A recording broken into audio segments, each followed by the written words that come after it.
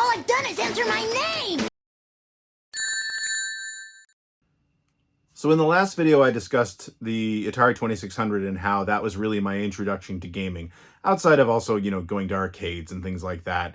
But if I had to answer, if anyone was to ask, the system that made me a gamer, for, what that term means, the meaning of that term back then, not now. Now it's kind of a term you kind of avoid sometimes. But the thing that made me fall in love with video gaming, the system that made me, is the same as pretty much everyone from my generation, I would say. Well, most people from my generation, which is, of course, the Nintendo Entertainment System. That was, it was, looking back on it, it was really great to be a kid when the Nintendo Entertainment System became a thing. When it came out and basically reinvigorated the video game industry. Again, I was a little bit too young. I think a lot of my generation were, to understand that the video game industry had crashed. Looking back on it in hindsight, I realized that a lot of people ended up with a lot of Atari games and ColecoVision and Intellivision games. I don't remember why, but clearly it was because a lot of them were really cheap. So, looking back on it, I'm sure I probably noticed that people had a lot of games all of a sudden, but video gaming wasn't really super important to me at that time. So I just remember people starting to play NES. It was hard not to notice it, because you started seeing a lot more commercials on television for video games, and especially the NES. I have really strong memories of seeing the Zelda commercial in particular. The dude running around in it looked like a black leotard. I might be misremembering that. I'll put the commercial in here. But the dude running around in a black leotard, calling for Zelda, and I think he was calling for Zelda. That might have been the commercial for Zelda 2. And getting all, being all icked out by different monsters, which you didn't see in the commercial as far as I remember. Maybe you saw screen grabs of them. But Octoroks, levers! He was running around trying to avoid these monsters. It was really funny. Watch Zelda become a legend on your Nintendo Entertainment System. Zelda! Octoroks! Which way to go? Good times! Peahens! Levers! Zelda! Zelda! Zelda! The Legend of Zelda. A never-ending adventure new for your Nintendo Entertainment System. Zelda! And the other commercial that I really remember seeing a lot of and really loving was the Mike Tyson's Punch-Out commercial, where they were just sort of belting out this "Now You're Playing with Power" song, and it was just so cool. And of course, Mike Tyson was the coolest thing in the world back then. Even if you didn't follow boxing, you knew who Mike Tyson was, because he was just the toughest guy in the world. Power, power, power. Now, you are playing with power. Punch-Out by Nintendo. Play with power. 11 world-class contenders. Take them down with your controller, beat them all, and you've got a shot at Tyson's title. Play. Power. But for that, you've got to beat Mike Tyson. Mike Tyson's Punch-Out from Nintendo. Now you're playing with power. But for us, we didn't get an NES really early. I think I've been sort of trying to remember as I was prepping for this video. I'm pretty sure we got our NES a little bit after Christmas 1988. So a few years or a couple years after it came out. Because, well, I'll tell the story about it, because I kind of love the way we got our system, actually. So we had enough friends, my brother and I, when I say my brother and I had enough friends who had Nintendos. That's what we called them, the Nintendo. That, we had a chance to play it at friends' houses and stuff like that, and we really wanted one. I mean, every kid back in the mid to late 80s wanted an NES. And so, yeah, we really desperately wanted one for Christmas that year. And I'm going to say this was 1988 based on a few different factors. But anyway, we didn't get it, which sucked. but, you know, wasn't super surprising. You didn't get everything you wanted at Christmas. That happened. I think we had some sense of them being hard to get at that point. So anyway, it was a few days after Christmas that year that we were just started begging our father to get us an NES. We really, really, really wanted an NES. And I think we begged him to the point that, I don't know if he got frustrated with us, but he finally said, look, if you guys can find one for sale tonight, we will go get it. If you can't find one, then we're not getting one. And I give my father credit for knowing that it was post-Christmas. The Nintendo was like the hottest toy that year. So he probably expected that the thing would be almost impossible to get. And he was right. So, but we were determined. And after he told us that, my brother and I basically hunkered down with the phone at the end of the hall, with the phone and the phone book, and started calling every store we could find in like within an hour of us, to see if they had a Nintendo for sale. I think we were on the phone for about 2 hours, and we finally found one the next town over, in a place called Penhorn Mall, that had one. They had one, I think that was the action set, which was the one that came with Duck Hunt and the Zapper. And they had one. And of course, they were such a hot toy that when we said, well, can you hold it for us? They said, no, absolutely not. So either way, we found out that they had one. I forget the name of the store. We didn't have GameStop or EB Games or Electronics Boutique back then, or any of those places, Software, etc. Those didn't exist around here. I don't think it was a Radio Shack. It might have been a Radio Shack. But anyway, went and told our father, look, we found one. And I don't want to say it was getting late. It was dark. But I mean, it was, you know, late December. So it was getting dark around 6 p.m. anyway. But there was a snowstorm. It wasn't a bad one, but it was bad enough. And but he'd promised that he would take us to get this thing. So we went out in the car that night in the snow. My dad's old Oldsmobile Delta 88, which we had to it was so old and beat down, we had to climb in the windows to get into the car. So when you went out to the car, you actually would put your hands on the window and drag it down and climb in the window like the Dukes of Hazzard.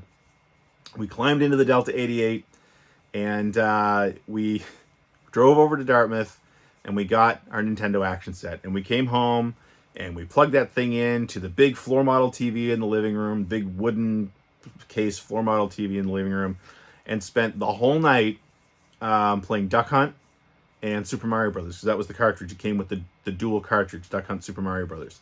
Spent the whole night playing that. And I do remember my father sitting there kind of justifying it to himself about how it was going to be so good for our hand-eye coordination and stuff like that. I don't know that he believed it, but that's what he told himself anyway. But yeah, I believe that was 1988. So it was post-Christmas 1988 that we got our NES. And the reason I think it was because leading up to that point, my cousin, who they also lived a little over an hour away, they had one. And he had been playing Zelda 2, or he'd been getting Nintendo Power Flash issues, which I didn't grab one for this, which I'll actually go get, that were covered Zelda 2. So I was super excited about that. So my first experience with the Zelda series was not the first Zelda. It was actually Zelda 2, which to this day is still one of my favorite Zelda games. I think it's highly underrated and unfairly maligned.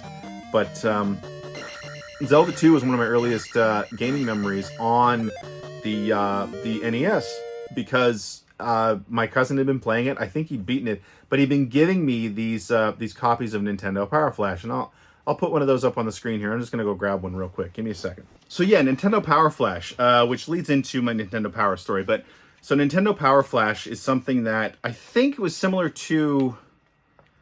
There was the precursor to Nintendo Power in the US was like Nintendo Fun Club News or something like that.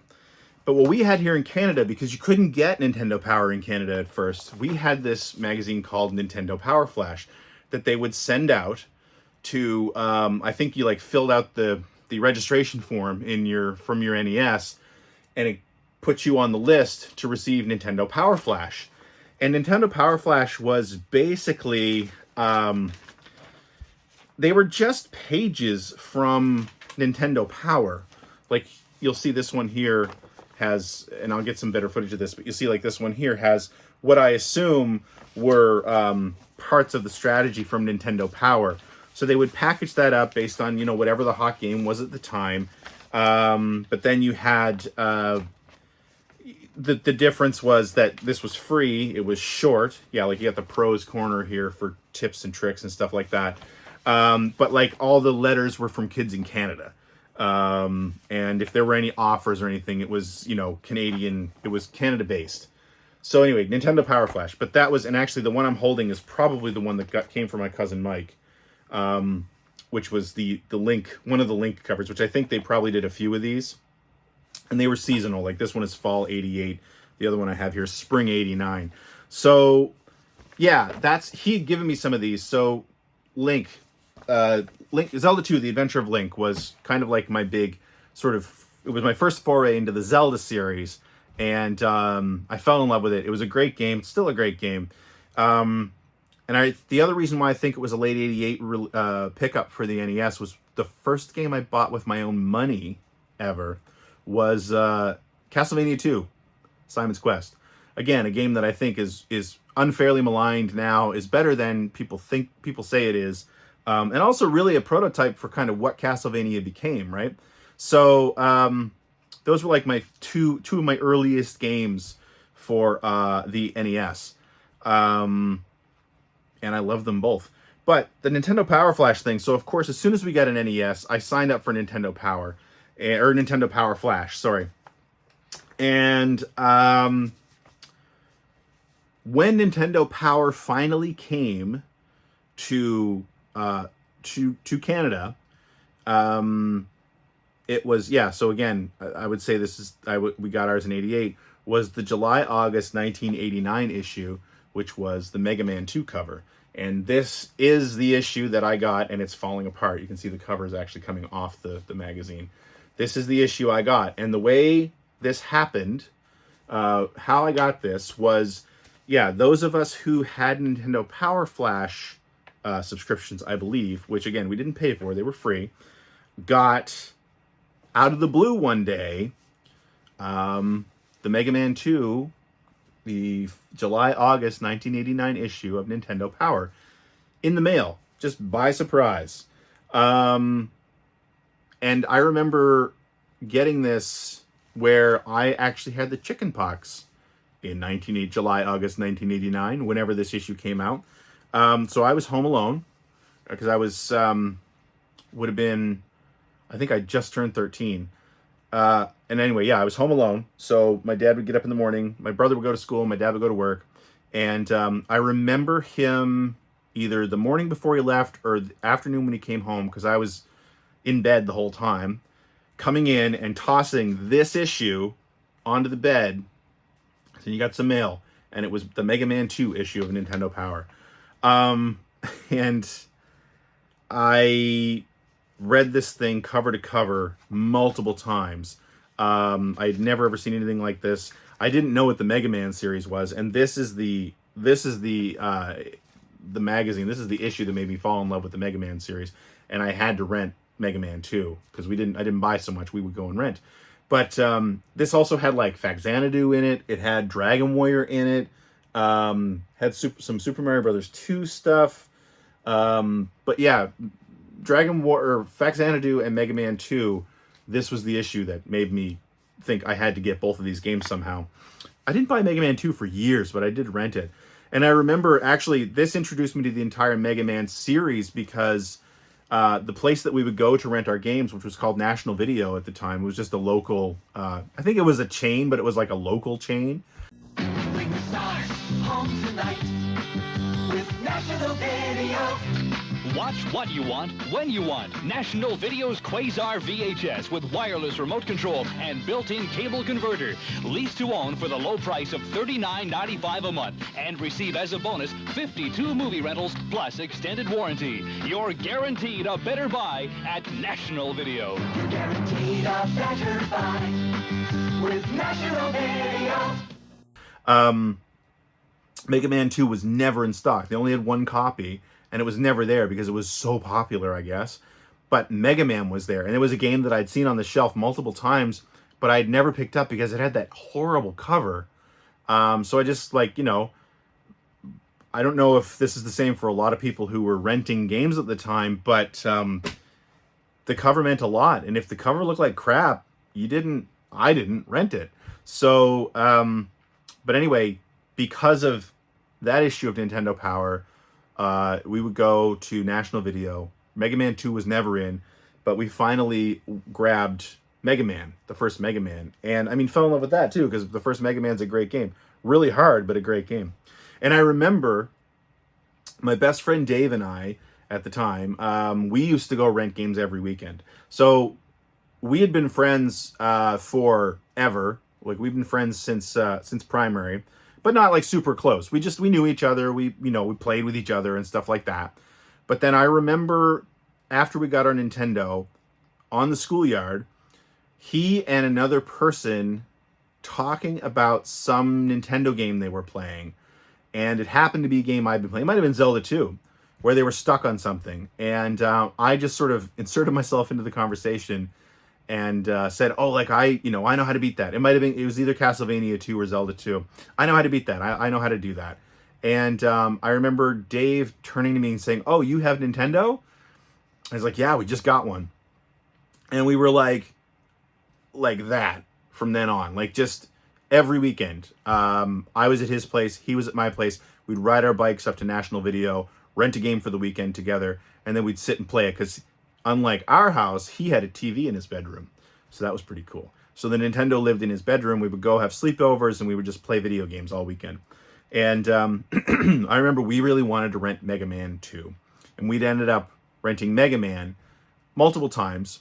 And we couldn't beat we just called him the Yellow Devil. I think he's the first boss in the Wily stage, the one that splits into segments and goes back and forth across the screen. We didn't know the elect beam trick because we just, I guess, hadn't seen it in any kind of tips and tricks sections. So we couldn't beat it. We would constantly rent it, and we'd always get to that point and we'd butt up against the wall, and that would be it. So I remember there was another mutual friend named Justin who we were talking about how we've been stuck on it, and he said, oh, I've beaten Mega Man. Why don't you guys rent it this weekend and come to my place, and I'll show you how to beat that guy. And so we did. And we got down to his place and plugged the game in, and we were playing, and it became clear inside of like 5 minutes that he'd never played the game before. All he'd done was sort of trick us into renting a game that he could play for the weekend. That was teenage drama. So we ended up leaving, but that also gave us the fire to beat him. So we just kept playing that weekend, like, endlessly until we got to the point where we could beat him. We ended up finishing Mega Man that weekend. And again, I fell in love with the series. And then eventually Mega Man 2 came in, et cetera, et cetera. And actually, Mega Man 3, I remember reading GamePro, and Mega Man 3 and Teenage Mutant Ninja Turtles 2, I think, were both in GamePro one month. And I must have had money because my dad never ever bought me video game stuff, but I ordered that from, I'm going to say probably Chips and Bits. I put in an order for Mega Man 3 and Turtles 2, and I don't know if they both came out at the same time or I just happened to order them both at the same time, but I remember, like, greatest mail call ever was when went to the mailbox one day, and there was my copy of Mega Man 3 and Teenage Mutant Ninja Turtles 2 sitting there waiting to be played. What an amazing day, right? Like, going in, cracking open two of the best games you've ever played. At least to me, they were two of the best games I'd ever played. And just, like, you know, both in the mail. I mean, yeah, I paid for them, but it was still, like, just the greatest. It was the greatest day ever. But yeah, couple other different things. I don't want to go through every game I loved because the NES, again, it was the system that made me fall in love with video games, made me get into video game magazines. Again, I got a subscription to Nintendo Power. Like, I thumbed through that magazine so much, I convinced my father to get me a subscription, and I never missed an issue, obviously. But yeah, like the list of games that I loved on the Nintendo is way too long to just sit here and list out a bunch of games. So just a couple other sort of memories that I have of different NES games that I wanted to share. Why? There we go. Google is not happy with me. What's going on? What are you doing, Google? What are you doing? I talked about Mega Man 2. Metroid. Another friend of mine named Evan, who we'd also been really close friends since I was little. He was actually, when I get to a Game Boy video, I'll be talking about him a lot because he had all the Game Boy games for some reason. But we used to do sleepovers and stuff too. And we had a mutual friend who had the game Metroid. It was a little bit before my time as far as the NES. I got my NES after Metroid was a thing. But we really wanted to play it. We'd heard good things about it and we really wanted to play it. And so we borrowed it from our friend Craig, and we were up at his place playing through Metroid. Again, one of those all-nighters. We started in the evening and we mapped out the whole world. Like, you know, it wasn't meticulous, but it was enough that we knew where we were going. We had everything familiarized, and we just kept playing and playing and playing. We played for a few hours, and I vividly remember we were getting into, I forget the name of the last area, where you start seeing the Metroid. So in that game, you don't see a Metroid for a long, long time. And then you get into the sort of the final run towards Mother Brain, and that's when the Metroids start attacking you. So you got to freeze them and then blow them up, or, you know, they latch onto you and start draining your health. So we were doing all that. We were making our way through, and I don't think we'd ever written down any passcodes. And we were getting into, if we weren't right at the stage where we were getting towards like Mother Brain herself, we were right there. And I remember us getting up to go get a drink. It was probably like 2 a.m. Getting up to go to his kitchen to get a drink. And I swear, we came back, we paused the game, we came back into the room, and I picked up the controller. And I think maybe it must have been like I had built up some static electricity or something shuffling along the carpet, because everybody had carpet back then. And when I touched the controller, the system reset, just like that. And that was it. That was the end of our Metroid adventure, because we didn't have a password to get back to where we were, and we just gave up. It was like, oh, we can't do that again. I mean, we love the game. We can't do that again. So I didn't finish Metroid until years and years later. But I really did enjoy that. Enjoyed it so much that when I heard from, I think I'd rented those How to Beat, there used to be these How to Beat VHS videos for video games, where they used to have them in the video game section at National Video. And I would rent those sometimes too, because, I mean, not so much to learn how to beat games that I was stuck on, but it was also like a great way to see video previews of games you hadn't played yet, because that wasn't a thing, right? We didn't have the internet, we didn't have YouTube. There wasn't much on TV in the way of video game coverage. Up in Canada, there was Video and Arcade Top 10, I think it was called. But I don't even know if it was running at that point. You didn't see video footage of games. You got magazines so you could see screenshots, and Nintendo Power, like, all their layouts were always like maps, so you had a good sort of sense of what a game looked like, but not really how it would play or move. So I used to rent those things just to be able to see them. And I remember one of them covered the game Rambo for the NES. And I ended up renting that because from watching it, it seemed similar to what I liked about Metroid. And I loved it. I played through that game as well. And I think I might own a copy of it, actually. But it was one of those sort of hidden gems. It's goofy, and it doesn't really fit Rambo, although I didn't know or care at the time, because I'll be honest, to this day, I've seen one Rambo movie, and that's the first one, which is nothing close to what the video games were. The video games were based on subsequent movies, which were completely different than the first Rambo. So, like, I didn't care that it wasn't It wasn't exactly like a Rambo movie because I wasn't interested in Rambo movies, but I really enjoyed that game. But I mostly got it because it was similar, well, from what I knew, it was similar to Metroid. Some other games that I remember, super hard games that I remember playing through and beating, was like Blaster Master. I think I owned a copy of Blaster Master. I don't remember having a box, so maybe I ordered it used. But I remember beating that one night when I was babysitting my little cousin. Ninja Gaiden, I could never beat, but that was... actually, let's talk about Ninja Gaiden. So Ninja Gaiden, also one of my favorite games for that system. But I remember it was such a revelation seeing that game because of the cinemas. So Ninja Gaiden, you know, standard sort of run and slash ninja game, run left to right, sometimes right to left. And amazing control, super like razors. Ninja Gaiden and Mega Man are similar to me in that like they've got what I always refer to as just like razor sharp controls. Like they're so they react so quickly to your button presses, and the characters on screen just do exactly what you expect them to do at all times. Like you just have a supreme amount of control over those characters in those games.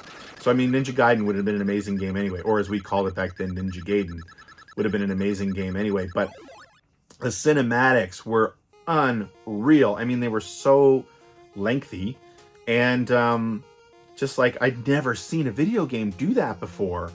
Like these big story scenes with these giant, beautifully animated, not animated, but illustrated close-ups of characters, especially the main character in the game, Ryu. Like it was amazing, and I loved that element of it so much that I ended up buying another game that did something similar called well, I called it Astyanax, although I've heard it in recent years referred to as Astyanax, which was, I think, an arcade port. Not nearly as good a game as as Ninja Gaiden, but did the same thing. Had really long, I thought, really nice looking cutscenes to tell the story, and that was enough to carry me through. I finished that game too. I wouldn't count that as like a favorite. I don't think that's a particularly great game, but the cinematic element of it was enough to carry me through finishing the game. And I think that's important because the video game industry in general has since gone that way, right? I mean, cinematics and story has so much to do with games at this point. And up until that point, like talking about in the 2600 video that I did, I mean, we were looking at, quick, 5-minute turnaround arcade games where you were just going for high score, not a story, in the early 80s. So that was a huge shift for me, for sure. But that's the reason I played through Astyanax or Astyanax as well. I think I still have that around somewhere too. Another game that I ended up playing because I'm Canadian. I say that. I was not a huge hockey fan, but I learned quickly, along with Capcom, that anything from Konami when you were renting was a good risk. Anytime the box had Konami, it had those vertical silver pillar boxes and stripes, and then of course Ultra, when you realize that they were just Konami as well, you kind of like, okay, I'll play that because Konami makes good stuff. And one of the greatest discoveries, of course, was Blades of Steel. By the way, the NES version, as happened a lot, NES version was better than the arcade as far as I was concerned.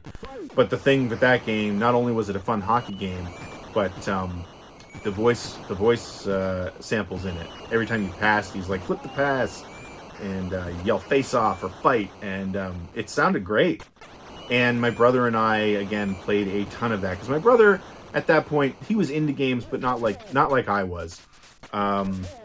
So he enjoyed playing every now and then, but he would always be down for a game of like Blades of Steel or ice hockey. But Blades of Steel was the big one, because he was a big hockey fan. He played hockey when he was younger as well. And yeah, like Konami, the Blades of Steel, Konami games too had this great, you can see it in Contra and other games as well, had this sort of great faceless character sprites. Like they have a very specific look I found Konami character sprites always had a really specific look, and I just loved things in that game, like the characters, the different colors. They didn't have NHL teams, but they had cities that had NHL teams, and sort of the colors of those NHL teams. But I just love things like the organ would play something different. Like if you scored, the organ music that played would be different based on whether you were behind, whether you tied the game up, or whether you were leading. I love that it had the little intermission shows. There was an animation. There was also like a quick level of Gradius that you could play as well on the Jumbotron. I loved that after you had a fight. Well, the big fight sprites were awesome too, but after you had a fight, like the referee would come drag the player who lost, drag his lifeless body over to the penalty box as well.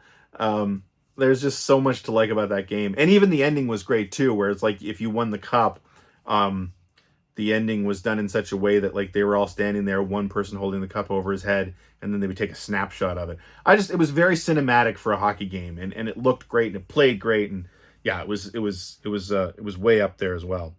What other games do I have on here? Metal Gear fits in with the Ultra / Konami thing as well. We loved Metal Gear. We loved Metal Gear so much, we played Snake's Revenge. My friend Dave and I played through Snake's Revenge, which I tried to do recently. And let me tell you, that's not a good game. It's really difficult. It's really frustrating. And somehow my friend Dave and I pushed our way through Snake's Revenge for some reason. Staying on the sports games, going back to the sports games real quick. The other sports game, actually no, I'll back that up. So there was another guy that I used to hang out with as well, named Colin, who again sort of shifted over to him. I would go to his place every weekend. We'd rent games.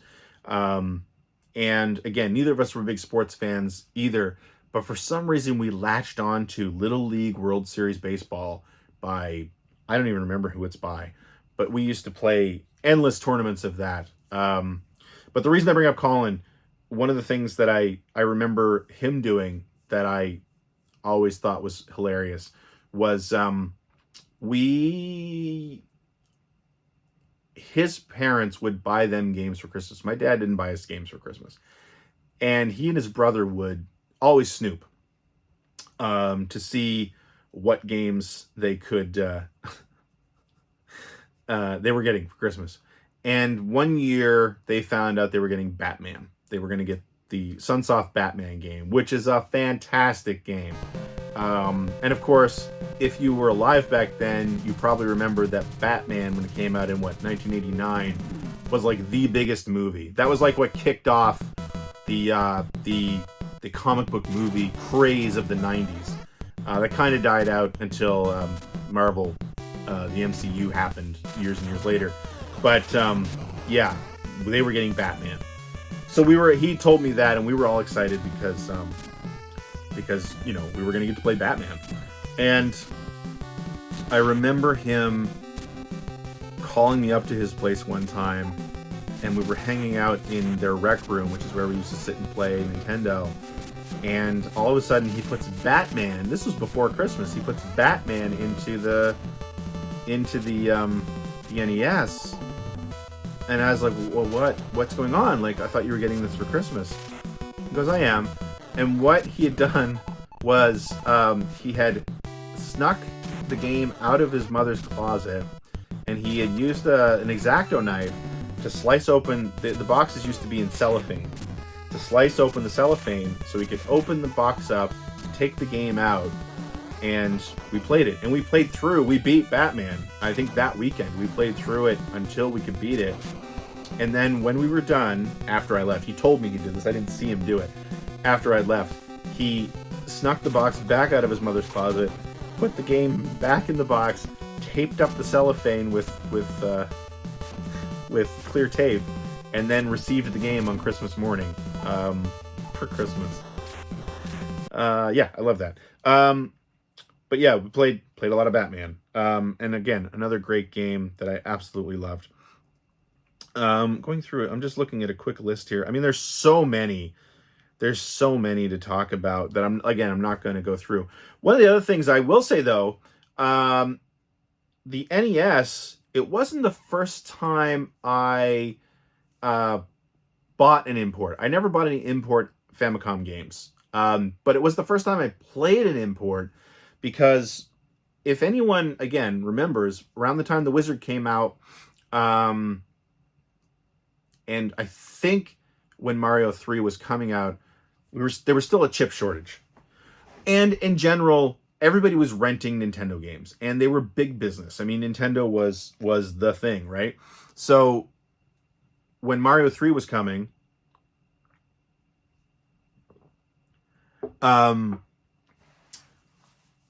it was important to get a copy of it, or multiple copies of it. And what was happening there is that there were starting to be bootlegs on the market. And I vividly remember renting a 30-in-1 bootleg that National Video had. And I didn't realize it at the time, but it came in 2 parts. Now, when I was a kid, I thought that the cartridge was literally just in 2 parts, but it wasn't. It was a Famicom cartridge that was plugged into an extender that had a ribbon, like just a ribbon coming off the end of it. And that was because, of course, with the old NES, you would plug the cartridge, which they were this size, right? You plug the cartridge into the NES and then click it down. And so for Famicom cartridges, which were this size, you couldn't, I mean, not that the pins matched up anyway, but there was no way you get that into the NES and then easily get it back out. So this adapter was to change the pin out so that it matched the NES. And since it was in 2 parts, like I said, it was an adapter that basically turned this Famicom into the same size as an NES cartridge. And the back of that extender, which I wish I had one, had a little, I remember the one I had a blue ribbon on it so that you could pull it back out, just in case it got stuck.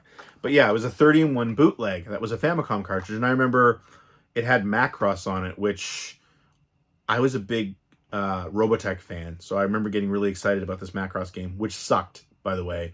Macross from Namco on the Famicom sucked. But I also started seeing a lot of the local rental places had Mario Brothers 3. I don't know why I'm holding up Kid Dracula to show you this, but Mario Brothers 3 imports for rent with these little adapters. And so that's how I played Mario 3, was in Japanese at first. And I always remember thinking it was a bootleg, because the 31 cartridge clearly was not like legal from a technical standpoint, I guess. So I always assumed that, not realizing that no, these little cartridges were actually what Nintendo cartridges looked like in Japan. But yeah, so looking back on it, as I was sort of thinking about my different memories of NES for this video, Mario Brothers 3 was, the first time I played an import. Not the first time I bought one, but the first time I played one. My biggest memory, though, of the NES, outside of how we got it, was the fact that was Toys R Us. So we didn't have a Toys R Us here. So the thing, I think, back in the 80s, and it was this way, I think, in the US and Canada, was we didn't have set release dates for video games, not like we do now. In fact, I don't think that really started happening very much until the early 90s. And I think like Mortal Kombat and maybe Sonic the Hedgehog 2 are 2 of the first examples of there being like a release date, like, you know, an actual date that you knew these games were going to be on the market. Sonic Tuesday, Mortal Monday. That's a normal thing now. Now games have release dates, and they have had for decades. But back in the late 80s, it really didn't. Like, you kind of would know that something was coming out on a certain month based on what a magazine would tell you, which, by the way, the magazines had long lead times. So, you know, what you're reading was written like a month and a half to 2 months ago. But you just kind of knew when something was supposed to be in stores was like this month, around this time. But even then, what I found is that they would trickle out. And, you know, some stores would have stuff and some stores wouldn't. Not that I was paying super close attention. And then around here in Atlantic Canada, I found it was even worse because we just didn't have the franchises. We didn't have the stores. Like, we had the big Canadian department stores and things like that, like Sears and Eaton's and Zellers and things like that, Wilco. But we didn't have like a Walmart. We didn't have, I don't know if Target existed back then. We didn't have Target. We absolutely didn't have Software Etc., Electronics Boutique. any of those places, if they existed back then. I don't even know if they did.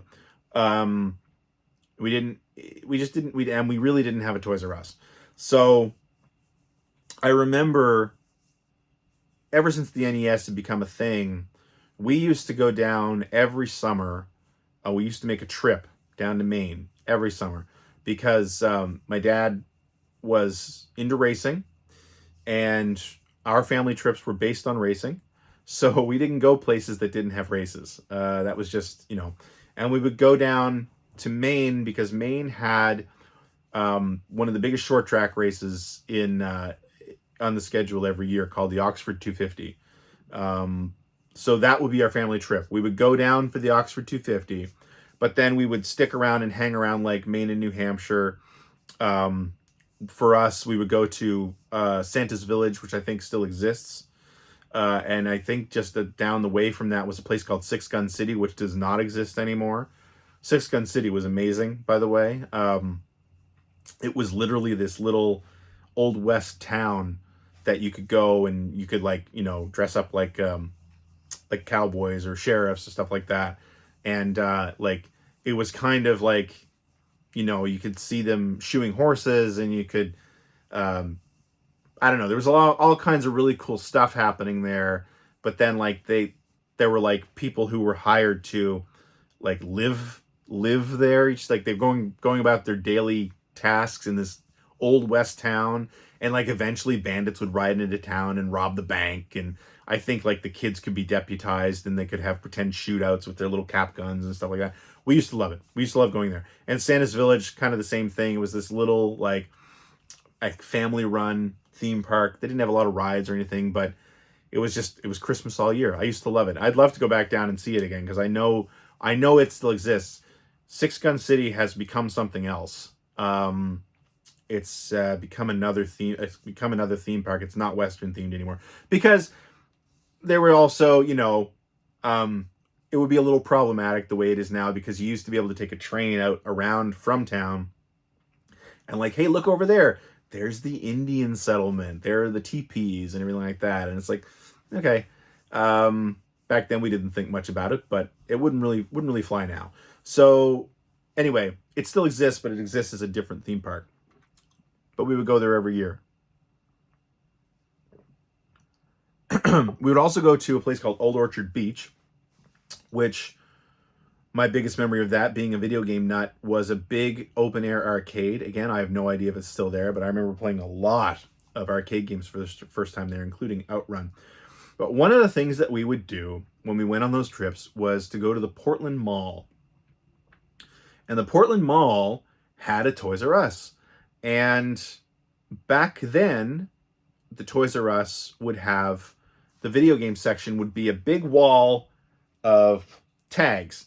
So you'd have these, they were just these little flaps that were hanging off the wall. And on the front would be the box cover. And if you turn the flap up, the back of the box would be on this. And then below that was a little pouch that would have tags with prices on them and, whatever information you needed. And so you would if you were going to buy that game, you would pull that tag out of the little pouch and you would take it up to the cashier and you would pay for it. And then you would go to this amazing little room over to the side after you'd paid for it, where you would give in the receipt and they'd give you your game. And I remember you could look in that room and just see all the games on the shelves. It's oh my God, it's the coolest thing ever. I want to work here when I'm older. But we didn't have that in Nova Scotia. In Atlantic Canada, as far as I know, I don't think there was any Toys R Us in the Atlantic provinces. So I remember going, I believe it was in the mall or it was next to the mall, going to Toys R Us every trip. We looked forward to it. And I mean, we looked forward to it as a family because back then it was still cheaper to buy stuff in the US and then bring it home. If you bought a lot, right? And then you tried to tell the customs agents that you didn't buy anything. But anyway, I would park myself in front of that wall and just look at every box and memorize them basically. But it was amazing.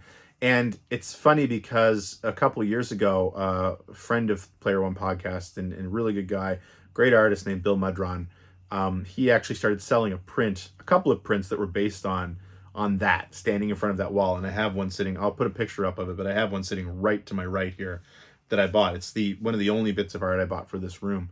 But it was just just an atmosphere. It was a vibe, just standing there staring at that wall covered in NES boxes for me. There were other consoles as well, but NES boxes were my big thing. And so I used to, when there were big games that I wanted to buy, because a lot of times you couldn't find them around here, or I just didn't know where to look, was probably more likely. But I knew we'd be going to the Portland Mall and to Toys R Us, and I would save my money because I'd want to buy a game. And I remember the one game that I really wanted to buy the most, and it was because of Nintendo Power, was Final Fantasy.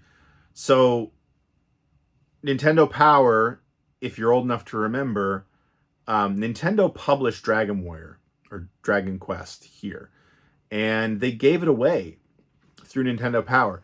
I have no idea, because I've never looked into it, if they gave it away because it didn't sell, or because they just knew that it was sort of an RPG was such a weird, unique thing for their audiences, especially their American audience, that giving it away would hopefully make RPG fans out of these kids. I have no idea. I never got a copy. I didn't think it was available in Canada, but my friend Dave did get Dragon Warrior through Nintendo Power. So he and I played through Dragon Warrior. Now, when Dragon Warrior came here, it was a few years old, I believe. And it felt old when you played it, but it was different, and it was really interesting because we'd never played anything like that before. But while we were playing that, I want to say was the same time that Nintendo Power was covering Final Fantasy. And I think actually that first issue of Nintendo Power that I just held up had some Final Fantasy coverage in it. And it looked absolutely amazing to me. Like, for as much as I liked Dragon Warrior, I loved what I was seeing about Final. I thought the graphics looked incredible. I loved the idea of having a 4-person party that you could make up a group based on whatever you wanted. I fell in love with the idea of that game. And so one year when so it would have been like probably 1990 or 1991. It would have been 1990, I think. When we were going down for our trip to Maine, Final Fantasy was the game that I was going to get. And I remember getting that game at Toys R Us. And of course, I mean, we were driving, and we had a whole trip ahead of us. So it wasn't like I got to go home and play it right away. So that game came with, along with the instruction booklet, I think it described the opening area. I think up until at least you went and beat Garland, which was like the first boss in the game. It sort of taught you, it was a strategy guide. That was normal, right? Sega famously did that with Phantasy Star 2 and also with Sword of Vermilion. I want to say Dragon Warrior had something similar, but it also had one or two fold-out posters that I believe was a world map on one side, and I think an item list. One of them had like a bestiary on it, I believe. I had those posters committed to memory, and that walkthrough committed to memory by the time we finally got home from our trip to Maine, and I fired up Final Fantasy for the first time on my NES. And boy, I fell in love with RPGs right there. Looked gorgeous, sounded gorgeous. Such a cool game, such a good game. I remember playing it at night because, again, we only had the one TV, so I wouldn't really even play until my dad went to bed. That was when I got a chance to play Final Fantasy. And I would sit there until probably like midnight or 1 o'clock with the sound turned way down because we didn't live in a big house. And so I didn't want to disturb him. Not that I wasn't allowed to be playing, but I just didn't want to disturb him. My brother and he would watch me play that game. I remember the giants or the ogres or whatever in that game. We used to joke they looked like my father. They didn't really, but we thought they did. We always thought that was hilarious. Every time they'd come on screen, we would say like that was Dad, that we were fighting. But anyway, yeah, Final Fantasy, probably my strongest memory out of all the games and stuff that I played on the NES, just because I was so invested in that game before I even turned it on for the first time. Yeah. One more memory that I have, though, that's going to lead into one of the next videos on here, well, the Genesis video when I get to it, is there's one more game that I have strong memories of, and that's called The Immortal. Will Harvey's The Immortal, which was an Electronic Arts game that came out on the NES. I didn't know anything about that game. The only reason I ever even got it was because I started hearing about this this game store. It was over in Dartmouth, across the water from where I live now, or where I lived then too. That was near where my dad and his brother housed their race car. So when I would go to help, there was this great game store that I'll get more into in a later video, because I think probably a lot of us have memories of going to local video game stores and hanging out. I hope so. Maybe I'm weird. I don't know. But anyway, it was the first place around here that did trade-ins, which was amazing to me. I didn't get it at first because in my head, being a kid, I was like, oh, so I just take a game I don't want anymore and I trade it in for a game I want. That sounds amazing. Not how it worked, obviously. It's not how trade-ins work. But I did have some old games that I wanted to get rid of. And when I remember going into this store, Game World, and thinking I could trade in for anything. That's not how it worked. They had a trade-in. Basically, you could trade in for used stuff. And so they had a used shelf. And they didn't have anything that I was particularly looking for. But of course, I was there. I wanted to do this. I wanted to trade in some games. So they had this game called The Immortal, which I'd never heard of. But it had a cool cover. I was really into like swords and sorcery and wizards and stuff like that anyway. And so I ended up trading in, I don't remember what I traded in, but I ended up trading in a couple of games so I could get a copy of The Immortal. And again, it was like this super cinematic, it was a PC game, super cinematic game that I ended up really enjoying a lot. And ended up, the NES version was pretty toned down. It came out on the Genesis as well years later, and it's pretty well known to be like one of the goriest games you're ever going to see, which I thought was great when I was a teenager. But I bought that for the Genesis because I loved it so much on the NES. But the reason I have a strong memory of that otherwise is because of the store Game World, which ended up playing a really big part in my life, and sort of getting me to where I was, and actually getting me to a career in the video game industry. Kind of all started with Game World. I mean, my love of gaming started with the NES, which is what this video is about. But Game World and the people I met there and ended up working there as well, that led me on a path directly to starting GamingAge.com and getting my first job in the industry. So yeah, as I was sort of looking through old games, I realized, right, The Immortal was like the first time I went to Game World. They did game rentals too, but it was so far away. My dad wasn't really down with the idea of renting a game because we went over to Dartmouth like once a weekend, so he didn't want to have to make another trip over to Dartmouth. And I don't blame him. And gas was a lot cheaper now than it is then, or a lot cheaper then than it is now. That's what I was trying to say. But yeah, the NES. I mean, it's not weird, right? I think it's funny because I'm a bigger Sega fan than a Nintendo fan at this point. Well, I was, maybe not anymore, just because Sega's not really the same company anymore. But I ended up being a much bigger fan of Sega than Nintendo eventually. But I think a lot of people don't know, even though I kind of have that reputation now for being the Sega guy. Nintendo's where it started for me, right? Like Atari, yes, but Nintendo and the NES were what sparked my passion for video games. And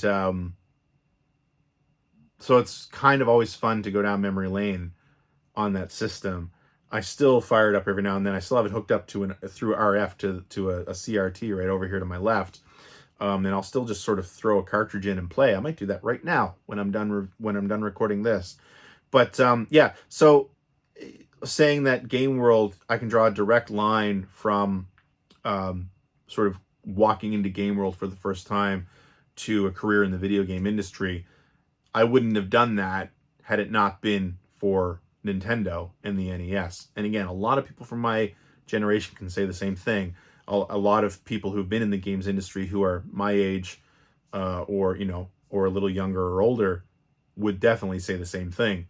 But it was a cultural phenomenon, and I spent so many hours playing NES. I think it's funny as I look back at this and realize that I didn't even get one until late 1988. And I got my Genesis in the first half of 1991. My time with the NES was actually quite short. It was only a few years, right? Yeah, like a little over 3 years. But it's funny because if I didn't have to look at it and put dates against it, I would tell you that I was playing NES as my primary system for at least 5 years, because I packed in so much time on that system. But I definitely couldn't. It couldn't have been 5 years, because I mean, I sold my NES to get my Genesis, so I didn't have it after that. So it's amazing to me looking back on it now how condensed my experience with the NES was, but how important it was, and how it really formed who I was as a gamer and my passion for gaming over the space of like 36 months. Seems like not enough time for that to happen, but it was. Anyway, that's going to do it for this episode. Excuse me, I'm drying right out here. Take another sip.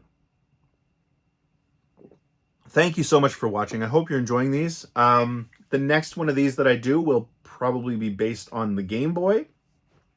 Take a pit stop before we get into the Genesis. So I'm going to go think about my time with the Game Boy. Until then, if you liked what you saw, please consider supporting the show on Patreon. If you're already a Patreon supporter, thank you so much for your support. I really appreciate that. Again, I hope you're enjoying these. What memories do you have of the NES? What games did you love? I'd love to get a discussion going down in the comments section, because it's great to reminisce about these old games. And if you were there and you played them, hey, let's talk about it. What games were the games that got you excited about gaming? I'd love to hear your comments down below. In the meantime, stay safe, be kind to one another, and I'll see you next time. Goodbye.